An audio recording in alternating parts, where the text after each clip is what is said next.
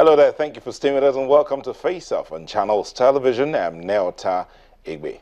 Now, there's this news that plans have been concluded by the federal government. Now that we're not too sure that's true, but hey, it's been touted out there that there are plans to set up special court for corruption cases just so that they will be sped up. A committee already has been set up, chaired by Professor Ishe Sage, to handle or to look at issues that have to do with the fight against corruption and ensure that it is properly done.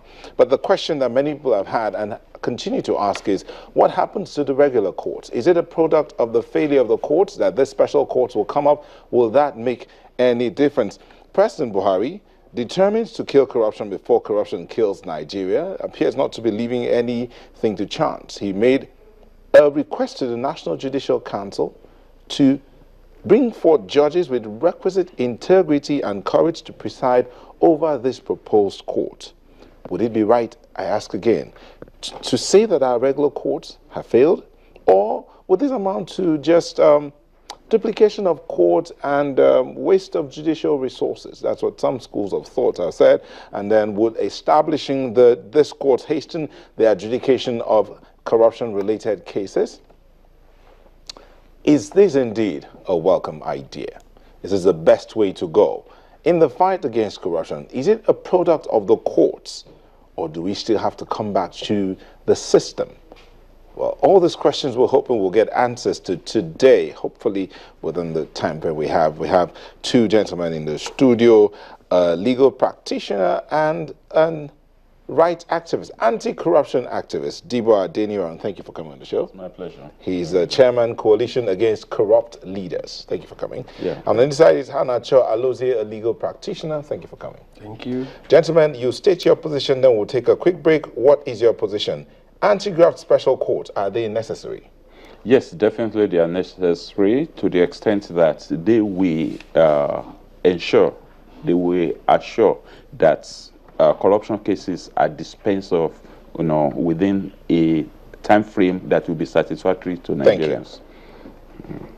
It is my sincere belief that they are not necessary, and I believe that it will amount to a duplication of our judicial resources and a waste of time. All right, thank you. We'll take a quick break. We'll come back to continue the conversation. You can also be a part of it. Already have people commenting already, but be a part of the conversation via Twitter at FaceUpToday or at Neotaigbe. Send us your mail if your questions or comments are longer than 140 characters. Mails go to faceup@channelstv.com. We'll be back shortly. Don't go away.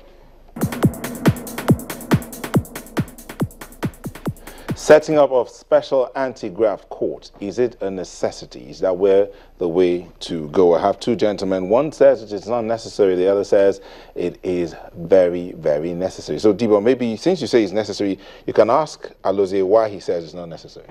Well, I believe that Alozie is also living in the past because hitherto people just thought that any court can pick up any case and adjudicate on it, and you are going to get the kind of justice that you expected. So I don't know why he thinks that some of these cases have been have been dragging for so long, some for 7 years, some for even as long as the lifetime of the present dispensation, civilian dispensation. Some of the governors in the first, regime of Olusegun Obasanjo that were found wanting in the way they administered their states are still in court since about 12 years ago or even 16 years ago. Now, what do we make of that?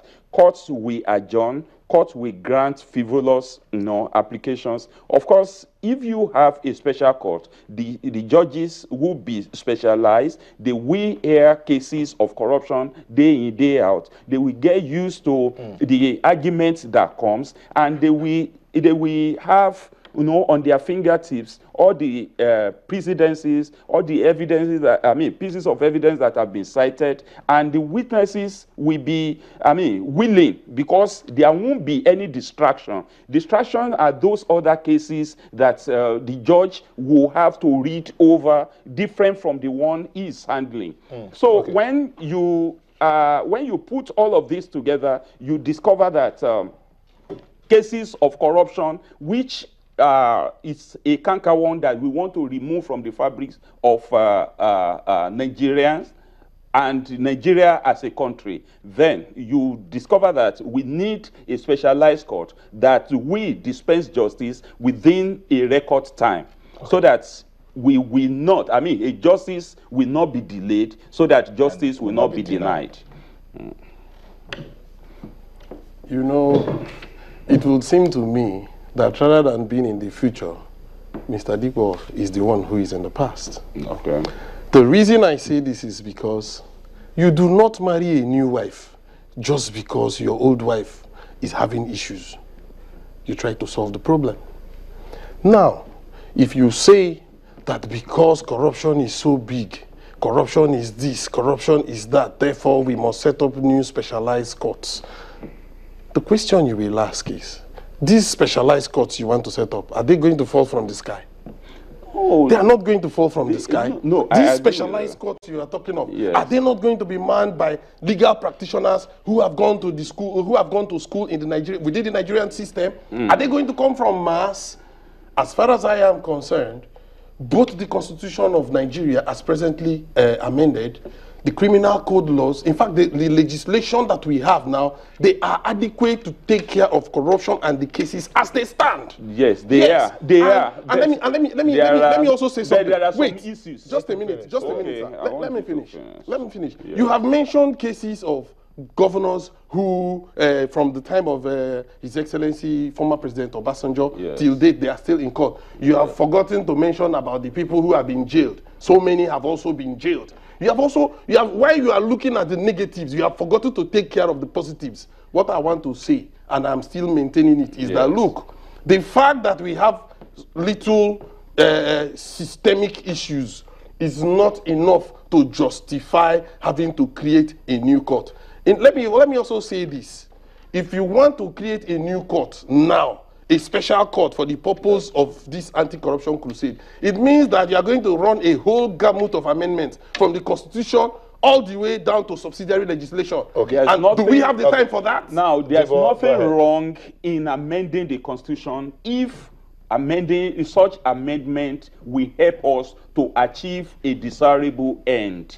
The truth is that the judges that are sitting on some of the cases in the regular courts have reasons to adjourn, have reasons not to be available at the time the cases are supposed to come up. They tell you they adjourn on frivolous reasons, like having to search for the precedents that have been cited, for the cases that are not immediately available. But if he's a specialized person, he's not going to allow his time to be wasted on other cases that are not related to corruption issues. It has happened before. In the days of Nuhu Ribadu as the chairman of EFCC, some judges were assigned to hear EFCC cases, and that led to quick dispensation of justice in those courts. And a few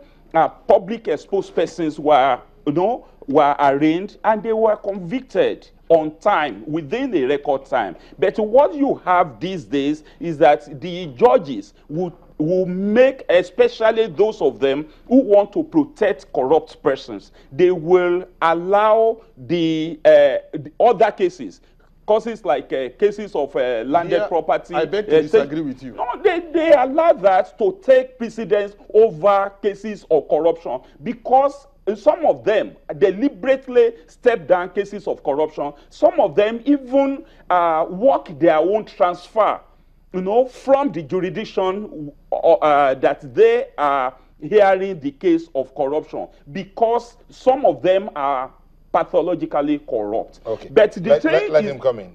You say you disagree with him? Yes, I am totally amazed. I've been practicing law. This is my 16th year. I have never had the misfortune of standing or applying my trade before a corrupt judge, because I have never had to approach anyone for anything. I get my judgments based on the merit of my matter. I get my judgment based on the fact that I present to the court. So it's very difficult for someone like me to understand you saying that a judge will deliberately do this or deliberately... But there are so many cases that are pending. Well, there may be. I do not know of them. Okay, and I am saying that drag for so long cases in all these or other courts. Okay. And why is it that cases of corruptions, cases of corruption are adjourned for a longer time than the cases of other, yes. Of blessed memory said justice is a three-way traffic. The accused, the society, and the victim. That's right. Now, to answer your question, here you are saying that corruption is not being given its fair share of attention by these judges. The question I want to ask is, these judges, are they not human beings? They are human beings, but these judges, there are some of them. These judges that we are, you are also downplaying the fact that in this fight against corruption, the judges are not the only dramatis personae. Lawyers are also involved. The so-called perpetrators are also involved. Even the society at large. In fact, somebody once said that a society, the type of judicial system you have in a society is what the society deserves. In other words, if we are saying that our judges are corrupt, it is an indictment of the society in general. No, we are saying that the society is also corrupt. The society, because the judges come from this society. They didn't come from us. Listen, in Nigeria today, we don't vote for those who become our judges. And in every case that the judge adjudicates on, there are 3 lawyers. One for the defendant, one is the prosecutor, and the one that is sitting on the bench. If the 3 of them conspire, the people will suffer. Now, in corruption cases, these corrupt elements that are arraigned are very, very rich. And they dangle, or as a matter of fact, when they perpetrate their acts, they put so much energy into it so that they will be able to settle everybody that needed to be settled. But that is not the main reason why we need specialized court. The main reason is that most of the judges don't take much interest in allowing corruption cases to end on time. They allow the accused to manipulate the process to suit the purpose of buying time, delay tactics, and the rest of them. Sometimes they don't. Are you suggesting? I don't know what they do. Okay, gentlemen. Wait, hold on. Are you suggesting judges be elected now? No, well, I don't see anything wrong in it. Because if that is what there's no guarantee. Because there's no guarantee. Let's just say we set up the special courts. Yes. The judges will still be appointed, not elected. They will be appointed under the present dispensation. But the truth is that this, the focus of the public will be directed at them, and more than all other cases, because the cases of corruption are cases that affect everybody within the society. I want to talk about what I know. Yes, what you know. In Lagos State, where I practice, yes, I know that the courts have been divided into various divisions. Yes. There is the criminal division, there is the family and the family division, yes. There is the land division, there is the general civil division, that's right, and there is the commercial division. All of these divisions are specialized divisions within the court structure. And wait, excuse me, sir. Yes. The intention and the rationale for these divisions is not only to encourage specialization, but also quicken the pace of justice, and it is working in Lagos. The more specialized you are, wait, just a second, sir. Yes. Even in the Federal High Court, yes, at least in Lagos as I know it, that's right. I know that you file certain types of cases, it goes to certain types of judges. For instance, if you file fundamental, there are judges who specialize more in fundamental rights applications in the Federal High Court in Lagos.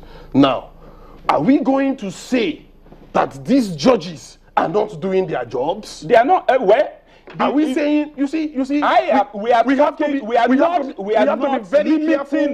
not limiting the arguments broad and sweeping on what happens in Lagos. The way State. I see it, you is are not just accusing all the judges that of being corrupt. No, not all the judges. And I think it is wrong and unfair. There are some of them who deliberately delay corruption cases, and I know that they are influenced. The judicial system has its way of exposing them. We have the papers and the news is replete with cases of judges who have been disciplined at one time or the other. Now, let me cite this example. We have a 170 count charge against a former governor. He was not allowed to defend any one of them.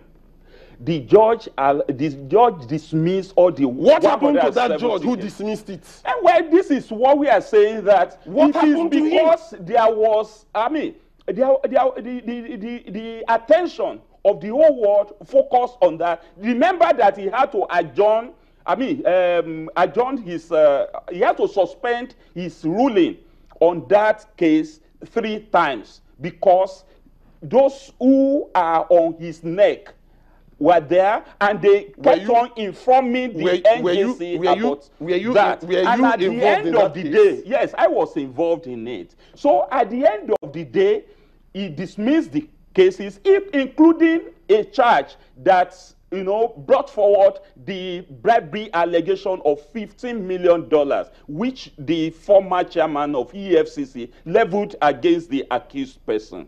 Now, he didn't even allow, because to me, that is enough, it is enough for him to hear his defense before he dismisses it. But the truth is that the same set of cases are the ones that the same person pleaded guilty on in another crimes. Why is it like that? My position, sir, is that you cannot judge the entire Nigerian legal system by one case. It is not just one case. There are other cases. There are other cases. Okay, now, let me tell you another example. Hold on. Hold on. I have another example I want to cite. You'll give your example when we come back from break. But while we're going on break, he's going to give an example, but we'll also be thinking about it. Are there still cases from the last 2 or 3 administrations back that are still pending? And why should they still be pending? We'll take a break and we'll come back for this conversation. But just before we go on that break, let's look at the streets that have come in. Ice Econom was asking a question. It says, what would be the lifespan of those special courts? Or would that also fix the lifespan of corruption in our country? How would the special courts operate that we cannot streamline our regular courts to operate? Victor 3333 says, the special court is very necessary. We must fight corruption, even if it means amending the constitution. And Mohammed Olusegun says, special courts are very necessary because many Nigerians indulge in the evil act every day. We'll take a moment and come back shortly. Don't go away.